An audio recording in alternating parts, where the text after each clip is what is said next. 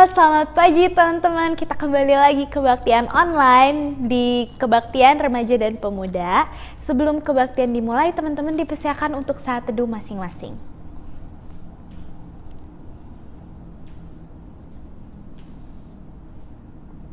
Selamat pagi Tuhan, terima kasih untuk hari ini kami masih bisa kebaktian online. Terima kasih untuk segala berkat yang telah Kau limpahkan pada kami ya Tuhan.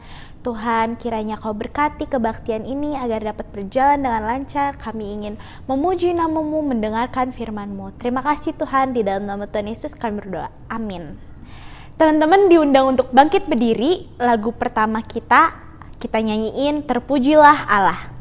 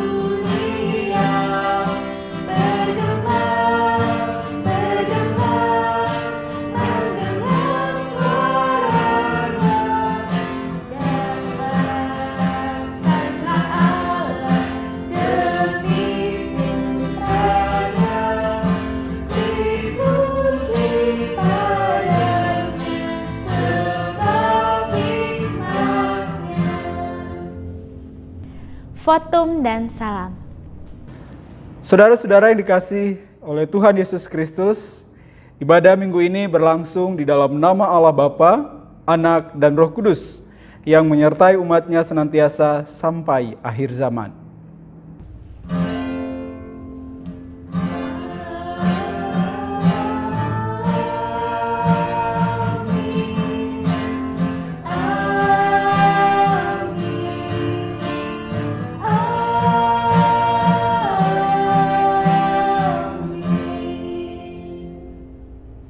Kasih karunia dari Allah Bapa, Anak, dan Roh Kudus beserta saudara sekalian. Dan beserta saudara juga. Teman-teman dipersilakan untuk duduk. Nah, teman-teman semua, pada pagi hari ini kita akan belajar dari tema yang berjudul loneliness.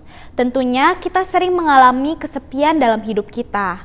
Namun melalui perenungan pada tema kali ini, kita diajak untuk mengatasi rasa kesepian yang mungkin sering kali kita alami dalam hidup agar kita tidak terlalu dalam rasa kesepian.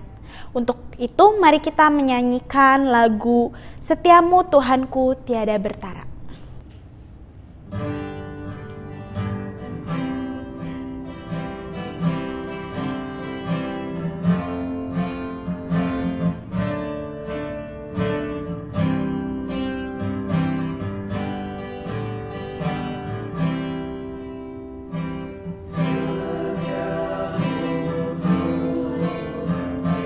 Tiada berharap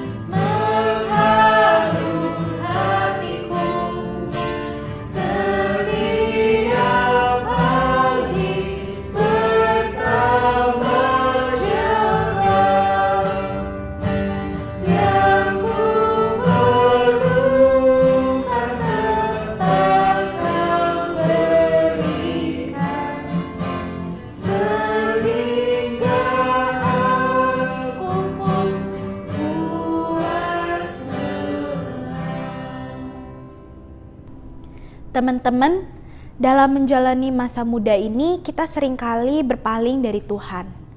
Seringkali kita lupa untuk melibatkan dan mengandalkan Tuhan dalam setiap pergumulan kita. Saat ini Tuhan mengundang kita semua, saudara dan saya, untuk mengakui dosa di hadapan-Nya. Teman-teman diberi kesempatan untuk menaikkan doa pengakuan dosa secara pribadi.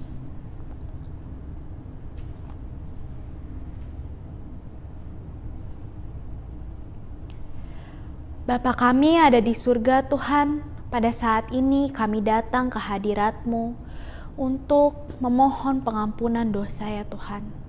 Seringkali kami menyakiti hati-Mu, baik dengan sengaja maupun tidak sengaja ya Tuhan. Tuhan, ampuni kami jika seringkali dalam hidup kami sering mengabaikan perintah-Mu ya Tuhan.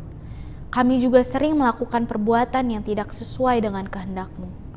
Kiranya Kau bimbing kami, agar kedepannya kami dapat melakukan segala sesuatu menurut kehendak-Mu ya Tuhan. Di dalam nama Tuhan Yesus kami berdoa. Amin.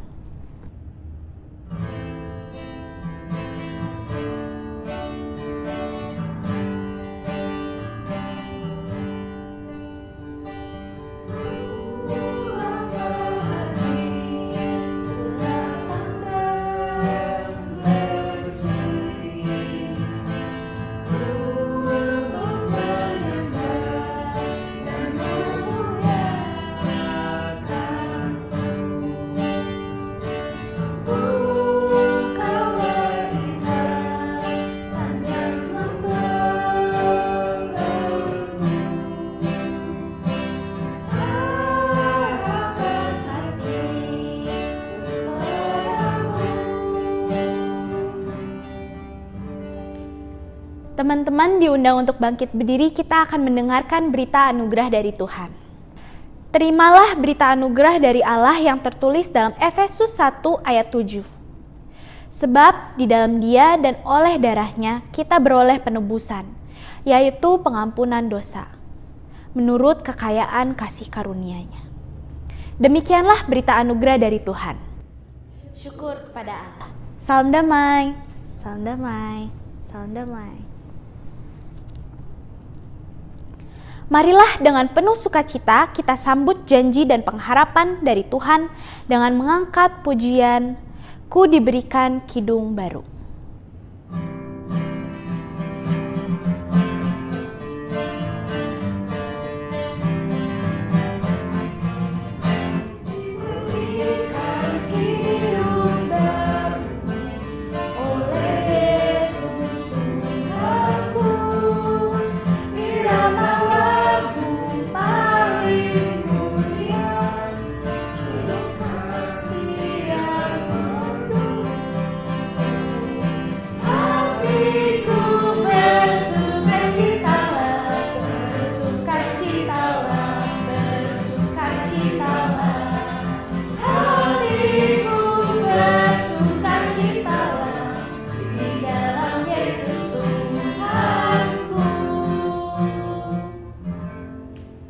Teman-teman dipersilakan untuk duduk, firman Tuhan. Mari sebelum kita membaca dan merenungkan kebenaran firman Tuhan, kita mohon pimpinan Roh Kudus di dalam doa. Mari kita berdoa. Allah Bapa kami yang bertata di dalam kerajaan surga, kami bersyukur dan berterima kasih karena atas penyertaan Tuhan, pertolongan Tuhan, Engkau kembali mempertemukan kami, walaupun secara virtual, tetapi kami percaya tidak akan mengurangi iman persekutuan kami, tidak akan mengurangi rasa kerinduan kami untuk selalu bersekutu kepada Tuhan. Kami bersama-sama akan mendengarkan kebenaran firman-Mu. Tolong kami, mampukan kami, agar kami dapat memahami firman-Mu, dan kemudian kami dapat melakukannya di dalam kehidupan kami setiap hari. Berfirmanlah kepada kami ya Tuhan, melalui perenungan hari ini. Kami siap mendengarkan. Di dalam nama Tuhan Yesus kami berdoa. Amin. Bacaan firman Tuhan bagi kita hari ini dari 1 Raja-Raja pasal 19 ayat 1 sampai ayatnya yang ke-18. Demikian bunyi firman Tuhan. Elia ke Gunung Horeb.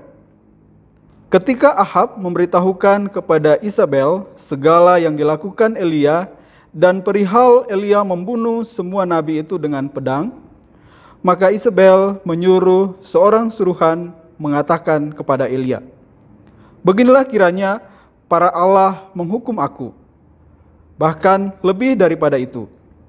Jika besok kira-kira pada waktu ini aku tidak membuat nyawamu sama seperti nyawa salah seorang dari mereka itu, maka takutlah ia, lalu bangkit dan pergi menyelamatkan nyawanya."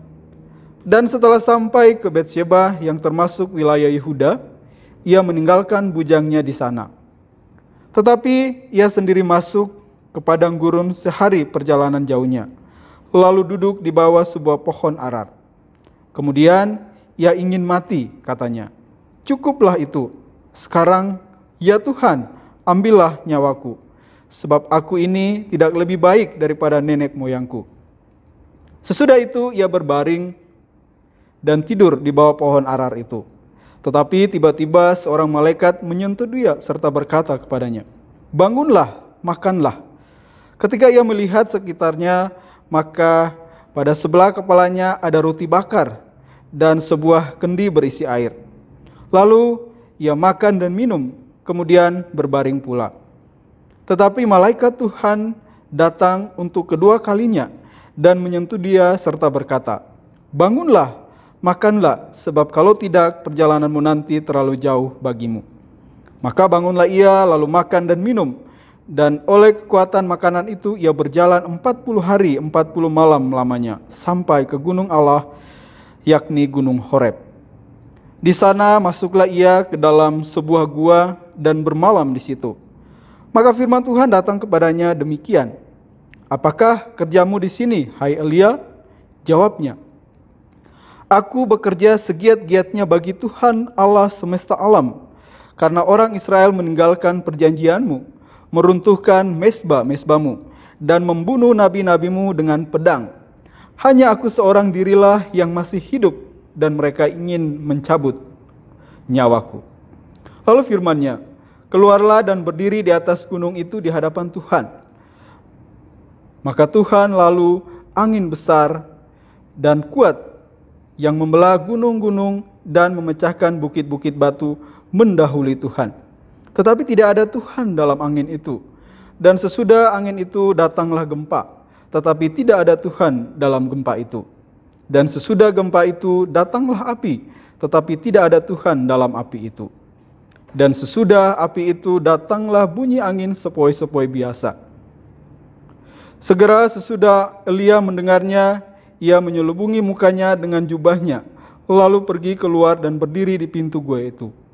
Maka datanglah suara kepadanya yang berbunyi, "Apakah kerjamu di sini, hai Elia?" Jawabnya, "Aku bekerja segiat-giatnya bagi Tuhan Allah semesta alam, karena orang Israel meninggalkan perjanjianmu, meruntuhkan mezbah-mezbahmu, dan membunuh nabi-nabimu dengan pedang. Hanya aku seorang dirilah yang masih hidup, dan mereka ingin mencabut nyawaku." Firman Tuhan kepadanya, "Pergilah, kembalilah ke jalanmu, melalui padang gurun ke Damsyik, dan setelah engkau sampai, engkau harus mengurapi Hazael menjadi raja atas Aram. Juga Yehu, cucu Nimsi, haruslah kau urapi menjadi raja atas Israel. Dan Elisa bin Safat dari Abel Mehola harus kau urapi menjadi nabi menggantikan engkau. Maka siapa yang terluput dari pedang Hazael akan dibunuh oleh Yehu, dan siapa yang terluput dari pedang Yehu akan dibunuh oleh Elisa. Tetapi aku akan meninggalkan 7.000 orang di Israel, yakni semua orang yang tidak sujud menyembah Baal, yang mulutnya tidak mencium dia." Demikian bacaan firman Tuhan. Yang berbahagia adalah kita yang mendengar firman Tuhan, memelihara dalam hati dan melakukannya dalam kehidupan kita hari lepas hari. Haleluya. Selamat pagi para remaja dan pemuda yang dikasihi oleh Tuhan. Kita bersyukur karena hari ini kita dapat berjumpa kembali. Kita akan bersama-sama merenungkan bagian Alkitab ini, dan yang akan kita renungkan adalah sebuah tema yang menurut saya sangat menarik, yaitu loneliness. Ya, kalau kita terjemahkan dalam bahasa kita, maka loneliness berarti kesepian ya. Dari bacaan ini atau dari tema ini kita pasti berpikir atau mungkin bertanya-tanya dalam hati kita. Atau saya akan bertanya buat kalian, pernahkah kalian merasakan kesepian? Pernahkah kalian mengalami loneliness itu ya? Rasanya kalau kita membahas tentang topik ini, tentang tema ini, maka rasanya semua pernah mengalami yang namanya kesepian. Ya, menarik saya membaca sebuah artikel yang berbicara tentang sebuah komunitas yang sangat unik menurut saya. Ya, komunitas ini disebut dengan nama Romeo Club. Ya, sebuah komunitas yang namanya aja sudah ketahuan ya. Romeo itu kalau kalian nonton film zaman dulu ya, judulnya Romeo dan Juliet, maka udah pasti Romeo itu berarti kumpulan mereka yang berjenis kelamin laki-laki ya. Jadi Romeo itu ada singkatannya, yaitu Retired Old Man Eating Out ya. Jadi kepanjangannya itu ya, Romeo. Jadi komunitas ini terdiri dari kumpulan orang tua, kakek-kakek yang adalah pensiunan, jadi mereka sudah tua. Lalu kemudian mereka merasakan hal yang sama ya. Perasaan hal yang sama itu yang kemudian membuat mereka berkumpul satu dengan yang lain ya. Saat mereka berkumpul itulah mereka makan bersama-sama. Apapun menunya mereka makan bersama-sama. Ya, yang menarik dari perkumpulan itu yang mereka munculkan tagline-nya adalah hidup bersenang-senang tanpa aturan yang membatasi ruang gerak mereka ya. Ini komunitas yang menarik. Lalu tidak ada hal yang membuat mereka harus tertekan ya. Mereka di sana bisa bersenang-senang, bisa mengutarakan pendapatnya, dan bisa kemudian berteman, bersahabat dalam komunitas itu ya. Di dalam komunitas itu hanya ada orang tua ya, dan tidak ada yang lain. Nah, pertanyaan saya adalah kenapa orang-orang ini merasakan hal yang sama lalu kemudian mereka ingin berkumpul bersama-sama? Ini terjadi tidak lain karena mereka merasakan kesepian yang sama ya. Di usianya yang sudah tua, di usia yang sudah lanjut, tidak semua merasakan cinta kasih menjadi seorang kakek. Tidak semua punya relasi yang baik dengan anak-anaknya ataupun dengan cucu-cucunya. Sehingga karena situasi itulah yang akhirnya membuat mereka harus berjumpa. Dan menarik, dalam perjumpaan itu mereka justru bertumbuh. Mereka justru menghilangkan sekat-sekat di antara mereka. Nah, bagi saya ini situasi yang menarik. Di tengah kesunyian, kesepian, loneliness yang mereka alami, justru mereka menemukan solusi terbaik untuk menyelesaikan persoalan mereka. Nah, saudara-saudara yang terkasih, hari ini kita belajar tentang yang namanya loneliness atau kesepian. Ya, kalau kita baca definisi arti dari kata loneliness ini, kita akan menemukan bahwa kata ini mengandung pengertian, mengandung pemahaman adalah sebuah perasaan ya, sebuah perasaan yang sebetulnya perasaan itu sangat subjektif. Ya, perasaan yang subjektif tentang seseorang yang merasakan kesendirian. Kenapa subjektif? Karena perasaan loneliness ini, kesepian ini, bisa saja dia alami dalam berbagai situasi. Saat dia sedih, saat dia berada dalam kesendirian, bisa saja dia nggak mengalami loneliness. Karena banyak hal yang bisa dia lakukan di sana. Tapi saat dia di dalam keramaian pun bisa jadi dia merasakan kesendirian. Karena di sana dia merasa tidak diterima.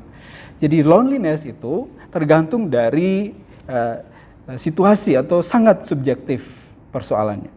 Nah, menurut penelitian, loneliness ini kebanyakan dirasakan oleh para remaja. Ya, berapa artikel dari Psikologi Today mengatakan bahwa banyak remaja terpapar oleh situasi ini, keadaan loneliness ini, kesepian ini.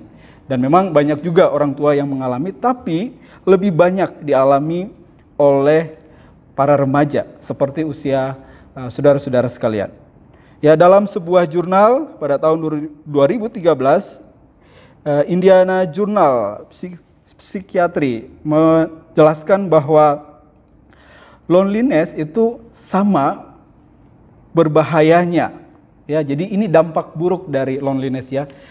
Di artikel itu, di jurnal itu dijelaskan bahwa bahaya dari loneliness ini sama dengan saat kita menghisap 15 batang rokok sehari. Ya, bayangkan dampak buruknya. Jadi orang yang kesepian 50% berakibat pada meninggal lebih awal. Jadi dampaknya sangat luar biasa. Lalu penelitian lain mengatakan bahwa perilaku atau sikap loneliness ini, kecenderungan loneliness ini menyebabkan seseorang itu bisa depresi, ya, dan berisiko terjadinya penyakit Alzheimer. Ya, jadi studi ini ingin mengatakan bahwa loneliness ini memiliki pengaruh atau dampak yang sangat negatif terhadap fisik dan psikologis kita. Ya, bahkan dikatakan ada juga yang kemudian bunuh diri akibat merasakan kesepian tadi, merasakan loneliness itu. Jadi bagaimana di dalam keadaan yang kesunyian itu, selalu saya katakan kita harus mencari solusi. Ya, seperti komunitas Romeo tadi berusaha menemukan solusi terhadap persoalannya, maka loneliness ini menjadi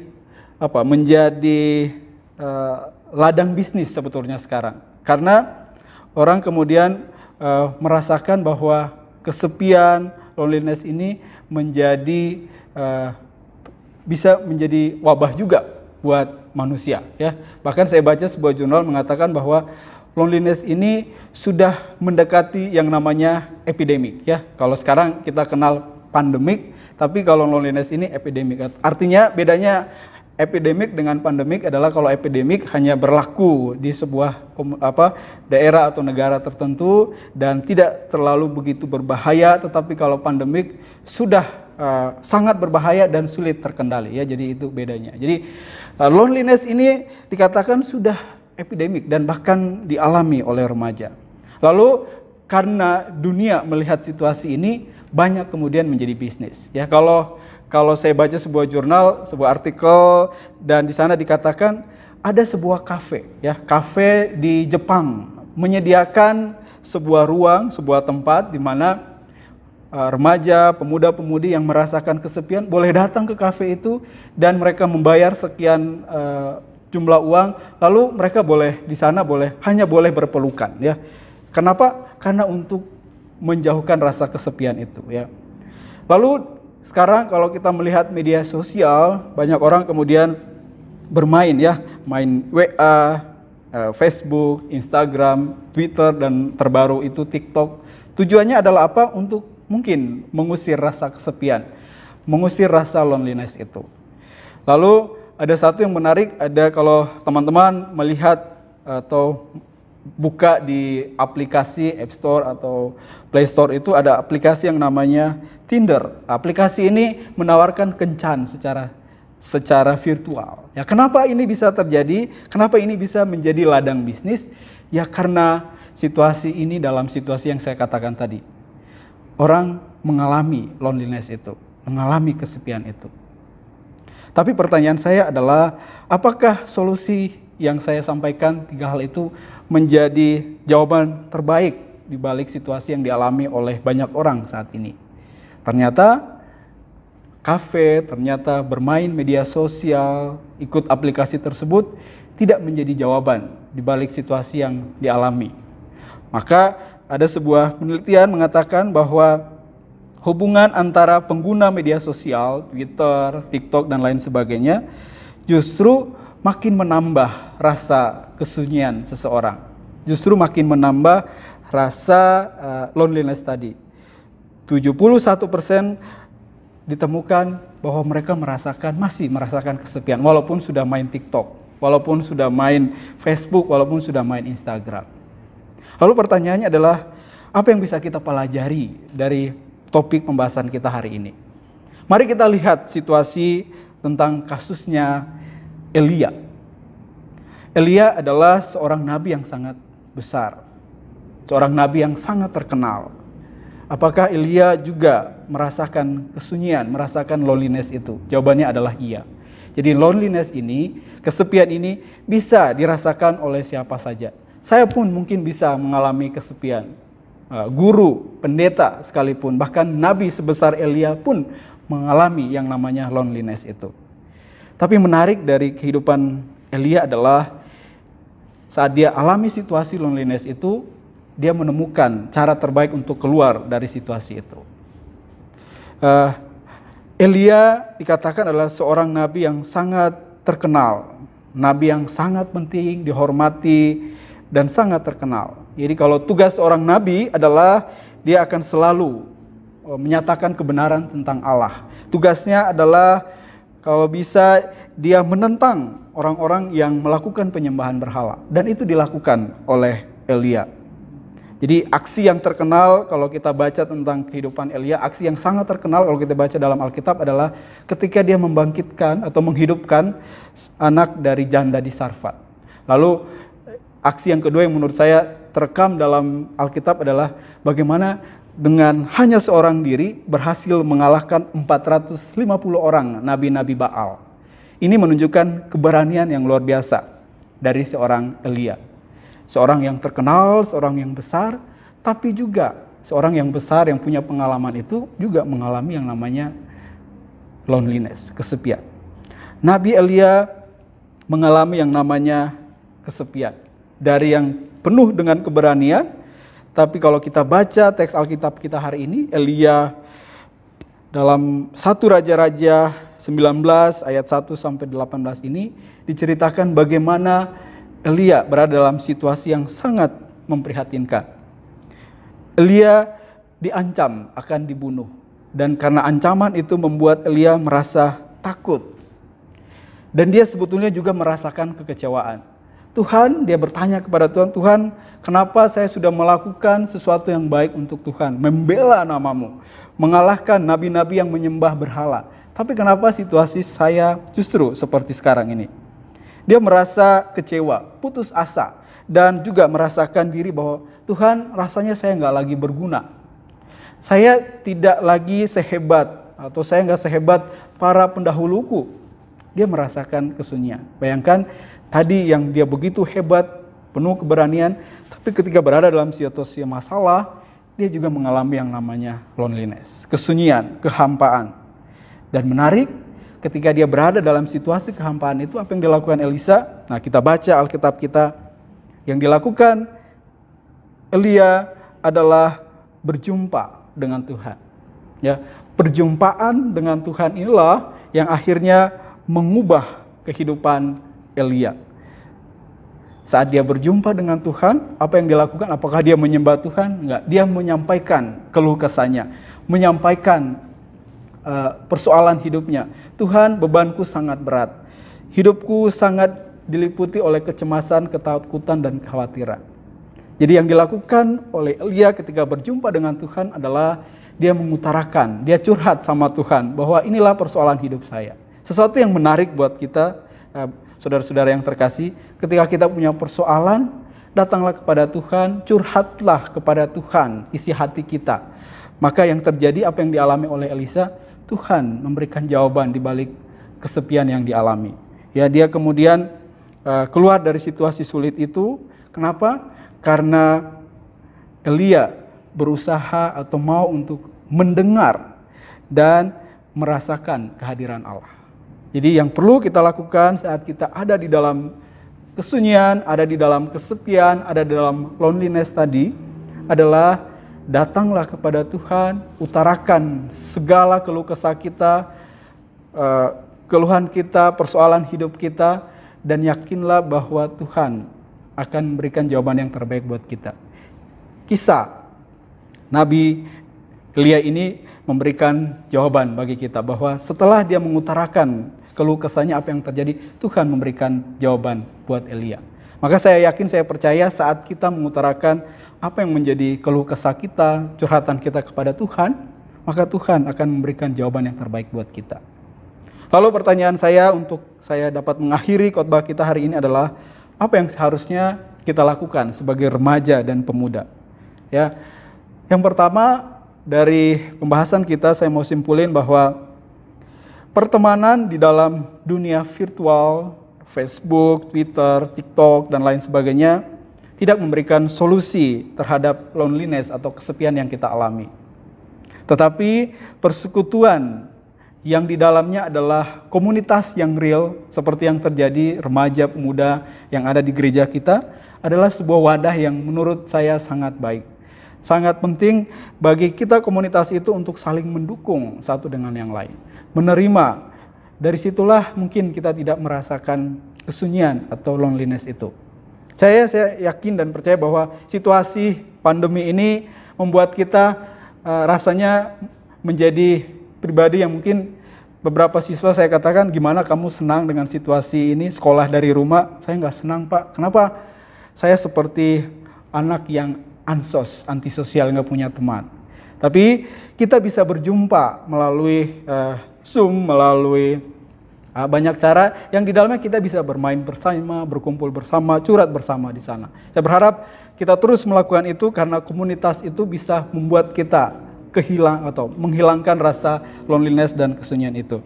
Akhirnya saya percaya bahwa kita bisa bertumbuh, kita bisa berkembang, komunitas kita bisa saling mendukung adalah ketika kita mau melibatkan Tuhan di dalam setiap komunitas dan persekutuan kita. Supaya di dalam komunitas itu kita bertumbuh di dalam iman dan spiritual yang kuat dan bersama-sama. Demikian, semoga Tuhan memampukan kita, menolong kita supaya menjadi pribadi yang tidak loneliness, tetapi terus bersukacita di segala situasi yang kita alami. Amin. Teman-teman diundang untuk bangkit berdiri, kita akan memasuki pengakuan iman. Marilah kita bersama mengakui iman percaya kita dengan mengucapkan pengakuan iman rasuli yang berbunyi. Aku percaya pada Allah, Bapa yang Maha Kuasa, Kali langit dan bumi, dan kepada Yesus Kristus, anak yang tunggal Tuhan kita, yang dikandung daripada Roh Kudus, lahir dari anak darah Maria, yang derita secara di bawah pemerintahan Pontius Pilatus, disalibkan, mati dan dikuburkan, turun ke dalam kerajaan maut, pada hari yang ketiga bangkit pula dari antara mati, naik ke surga, duduk di sebelah kanan Allah, Bapa yang Maha Kuasa, dan dari sana ia akan datang untuk menghakimi orang yang hidup dan yang mati. Aku percaya pada Roh Kudus, gereja yang kudus dan am, persekutuan orang kudus, pengampunan dosa, kebangkitan orang mati, dan hidup yang kekal. Amin. Teman-teman dipersilakan untuk duduk. Doa syafaat. Saudara-saudara yang terkasih dalam Tuhan, mari kita berdoa. Terima kasih ya Tuhan untuk kebenaran firman-Mu hari ini, menolong kami memahami bahwa kami mungkin pernah mengalami yang namanya kesendirian, kesunyian, loneliness, kesepian. Tapi firman Tuhan hari ini mengajarkan kami, menolong kami untuk mencari solusi terbaik di balik situasi yang mungkin kami alami saat ini. Kami belajar dari Elia yang bisa keluar dari loneliness-nya karena dia mengandalkan Tuhan, karena dia mau untuk mendengar dan mengarahkan hati pikirannya untuk Tuhan. Maka tolong kami, mampukan kami agar kami juga bisa melakukan hal yang sama. Kami bersyukur dan berterima kasih karena walaupun kami berada dalam situasi pandemi yang seperti ini, kami masih dapat berjumpa. Dan biarlah Tuhan juga dapat menolong kami agar persekutuan kami ini makin mengeratkan kami satu dengan yang lain. Kami terus belajar untuk diubahkan, kami terus belajar untuk selalu dan senantiasa serupa dengan Tuhan. Di tengah situasi ini ya Tuhan, kami berdoa untuk setiap kami yang mengikuti ibadah ini, yang tentu kami punya pergumulan masing-masing.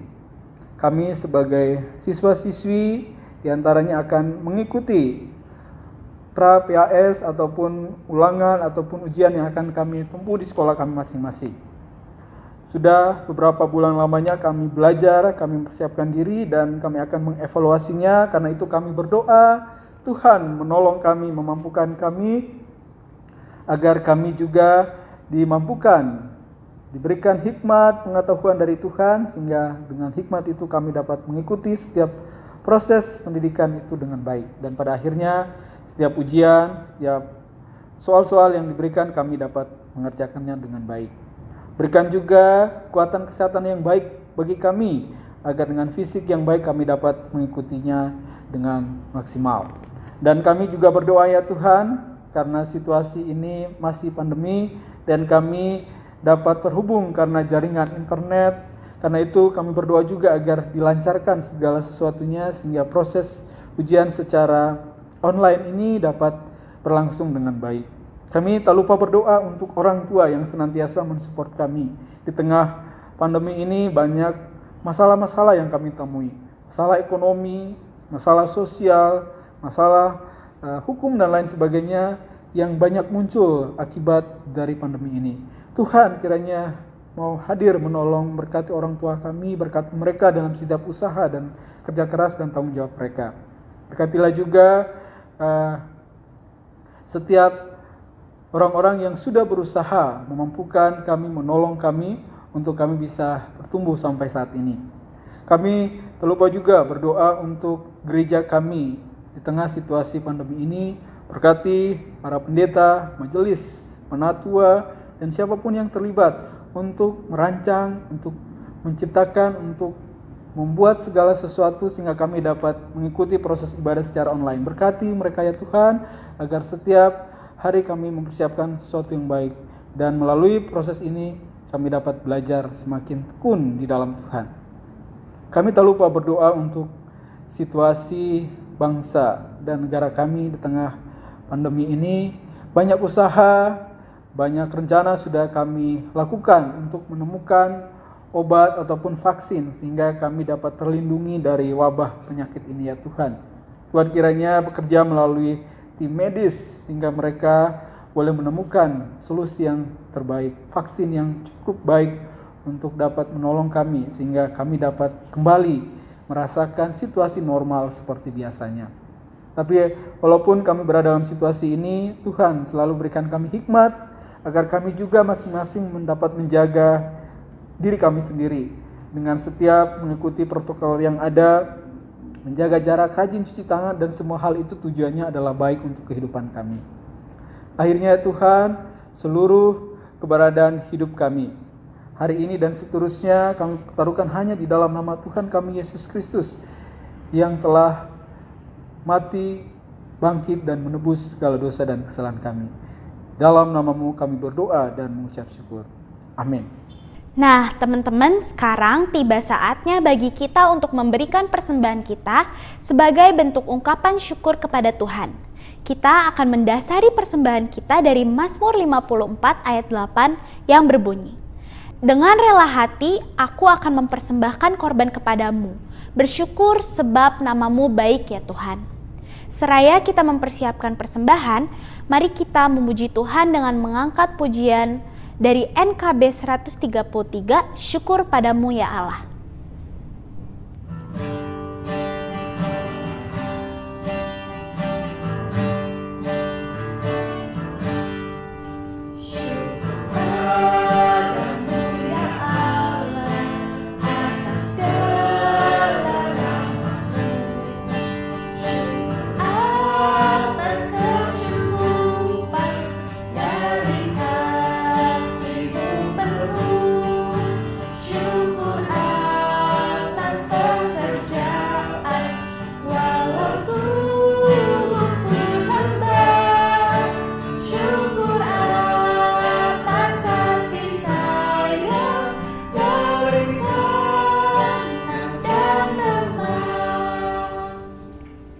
Teman-teman diundang untuk bangkit berdiri, mari kita satu dalam doa.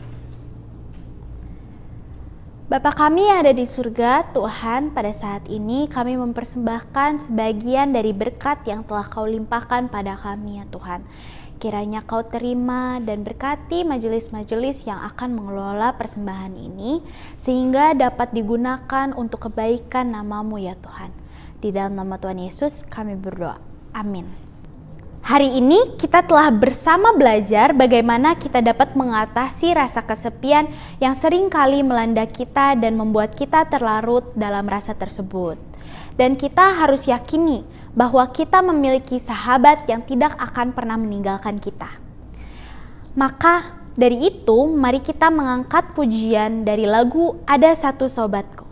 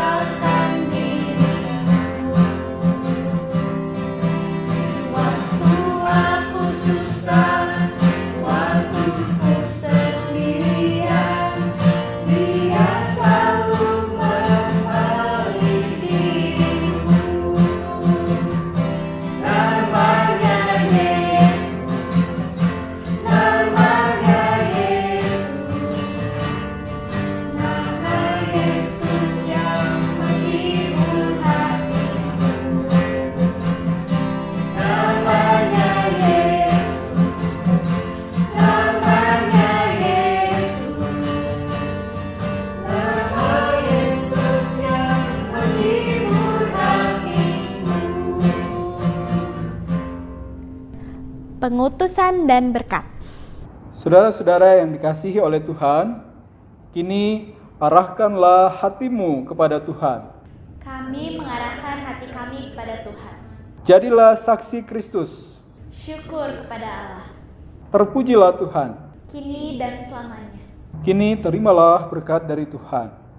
Tuhan memberkati kita dan melindungi kita.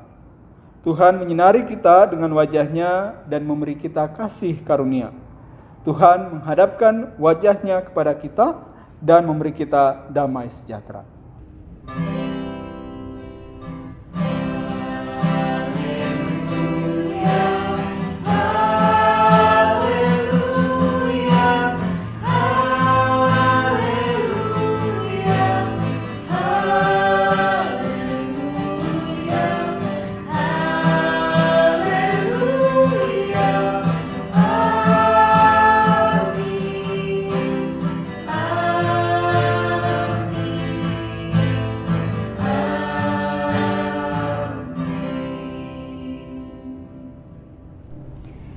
Kebaktian kita minggu ini sudah selesai. Ketemu lagi minggu depan teman-teman. Dadah.